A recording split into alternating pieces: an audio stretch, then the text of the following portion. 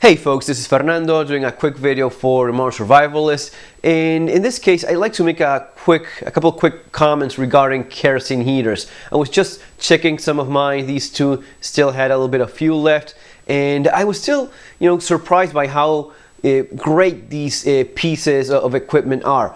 Generally, when people think of blackouts and power outages, they think immediately of generators, right? That's usually the way it goes. Now, the thing is that as good as generators are for when there's no electricity, you really have to ask yourself, what is it that you're going to be using that generator for?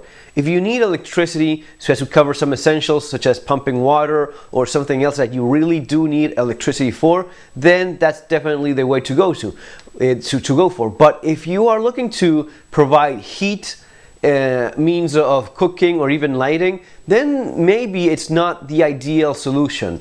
If you are specifically looking at a way of staying warm during winter when there's no power, a kerosene heater is definitely the way to go, especially for emergency use. A generator is going to be pretty expensive. They're not exactly cheap. They are quite complex as well. They have lots of parts and they're prone to breakage and failure. And they also go through fuel like crazy. They use a lot of gasoline. Anyone that has gone through a power outage lasting for several days knows that very well. The bigger the generator, the more gasoline you're going to be needing. And given some of the recent, well, not so recent, but last year's storms in the United States, people going without electricity for a few more days than used to, they quickly did notice that problem with power shortages.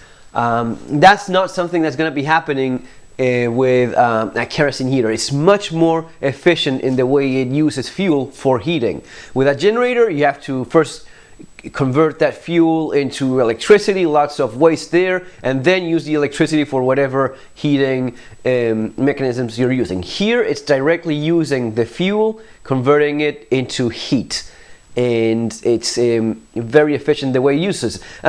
One of these tanks full, I think it's like a gallon and a half, something like that, give or take about 12 hours. So a gallon of kerosene is going to be lasting all day for keeping you warm. Give or take. It really depends on the unit. If it's a 10,000 BTU, 20,000 BTU unit.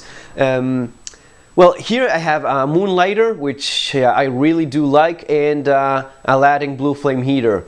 In general, for people in the United States, the Perfection heater would be the one that is most common, the one that you're more likely to come across in garage sales and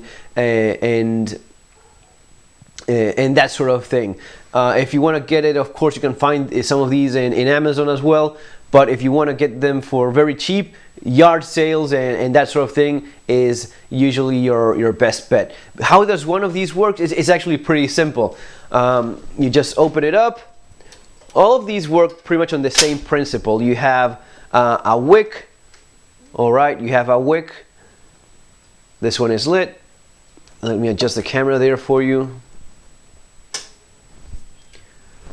Which you bring it up like so. You see the wick there with a cog wheel that you have the wick adjuster there. That wheel adjusts the wick. It's pretty much the same principle in most of these, with some minor differences. Once you bring it up, you light it. Doesn't want to work. There it goes.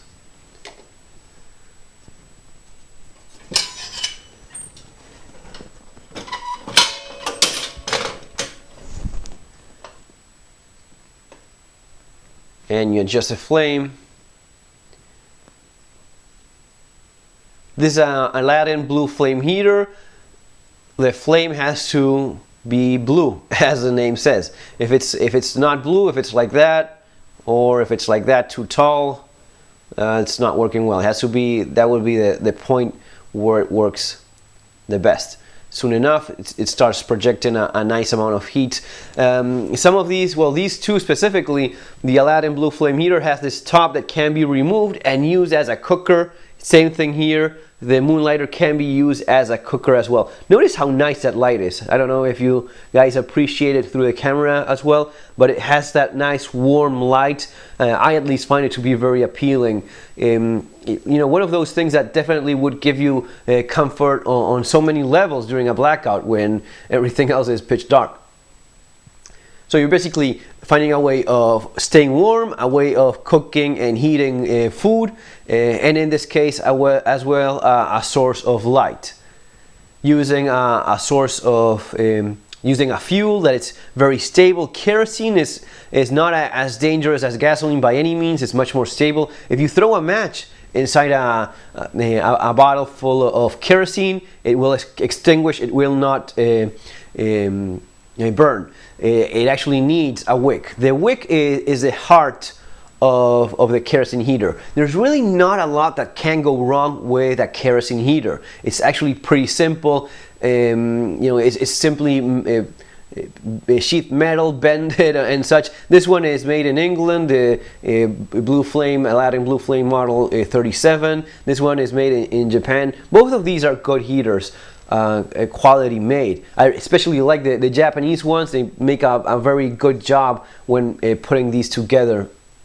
Both of these have a system by which if someone, they're very safe. If someone bumps into them, you know, like that, it extinguishes on its own, which gives you a little bit of peace of mind as well. They're not as dangerous as you think. The same thing happens with the Moonlighter. That same system, guys. Keep in mind, these are intended to be used in Japan, where there's earthquakes, and if it doesn't have a mechanism like that, it can be very dangerous. But even for normal use in a house where accidents may still happen, that's a nice feature to have. Yeah, they do get warm very, very fast, so keep that in mind.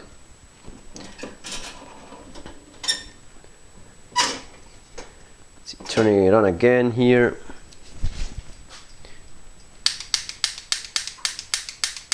Aha.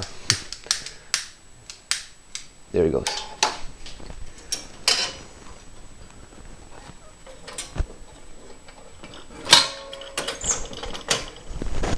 So as I was saying, really not much that can go wrong with a kerosene heater. One of the things that people sometimes mention is, oh, I don't have any kerosene nearby. Well, first of all, and besides, it's kind of expensive. Kerosene, it's not exactly that cheap. Well, the thing is this: if you're going to be having it for an emergency, you won't need a lot of it. It's not as if you're using this as your primary source of heating in a house. It's basically something that you would be having for emergencies. What you're going to be needing is K1 clear kerosene. All right. Sometimes gas stations in smaller towns in the US do have them in their gas stations. Sometimes you find it at hardware stores. Even if you don't find, and you ask around and you don't find anyone saying that they have kerosene, you're still surrounded by kerosene all over the place. There's kerosene all over the place, but in different names. For example, right now, what you're seeing being burned is white spirit. This is white spirit, same thing as mineral spirit found in any hardware store. This is perfectly safe to use, and actually it's ideal for kerosene heaters with a round wick. As long as it's a round wick, it's just as good using that or K1 clear kerosene.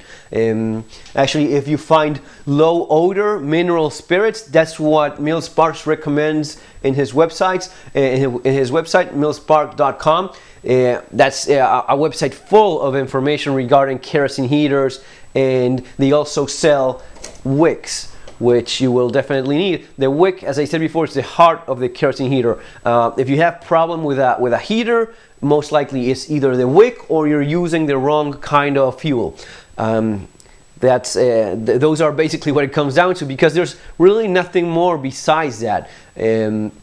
Everything else in a kerosene heater it's very, very simple and not that likely to go wrong unless someone really forces it. A little bit of piece of advice for those of you looking for a used kerosene heater in yard sales and such.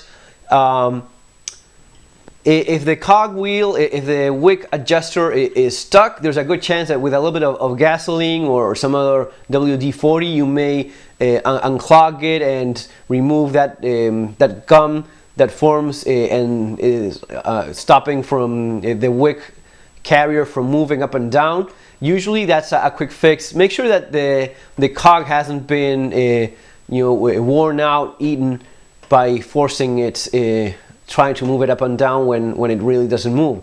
If you clean that up and you get a fresh new wick, that's probably all you need, and that's going to be it. Going to be having a working heater that will be there if you ever need it for emergencies. Finally, of course, in terms of safety, guys, these do need ventilation. At least open a window, a crack, an inch of a window open. That's going to be good enough. But you also need to get a carbon monoxide detector for any room in which you're going to be using a kerosene heater as a measure of safety.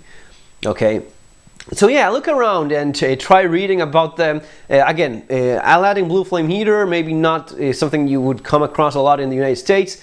This is a good model if you do find it. The Perfection does have a top that you could use. It's not, I don't think it's specifically designed so as to be used as a cooker. This one is. In the manual it says that it's a cooker as well. So you just remove the top, place a kettle there, and you can boil water.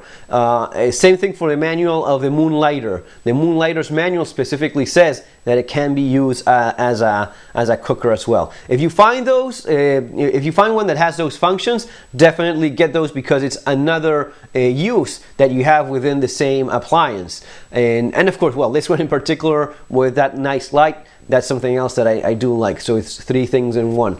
Basically, that's it, folks. Not everyone has an ideal setup in terms of to extinguish it. You just turn it down like that, and then you extinguish it as that. Not everyone has an ideal setup with fireplaces, with wood burning stoves or whatnot. Sometimes people are just getting by any way they can. They have a place, maybe they live in an apartment, in a condo, in a small house. They don't have any other way. They maybe couldn't even run a generator even if they had one, because they don't have anywhere else to put it. Besides, the generator does attract attention as well, which sometimes is not desirable. This, you can use it very silently. Yet another advantage of the kerosene heater, you can use it silently in your house. Just leave a crack of the window open.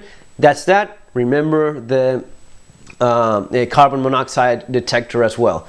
And that would be it. Very simple way of working around the problems of a blackout, anything that compromises your primary heat system. Folks, that's all for now. Remember to subscribe if you did enjoy the video. Share it as well. A thumbs up is always appreciated. Take care. Have a great day. And as always, see you on our next video.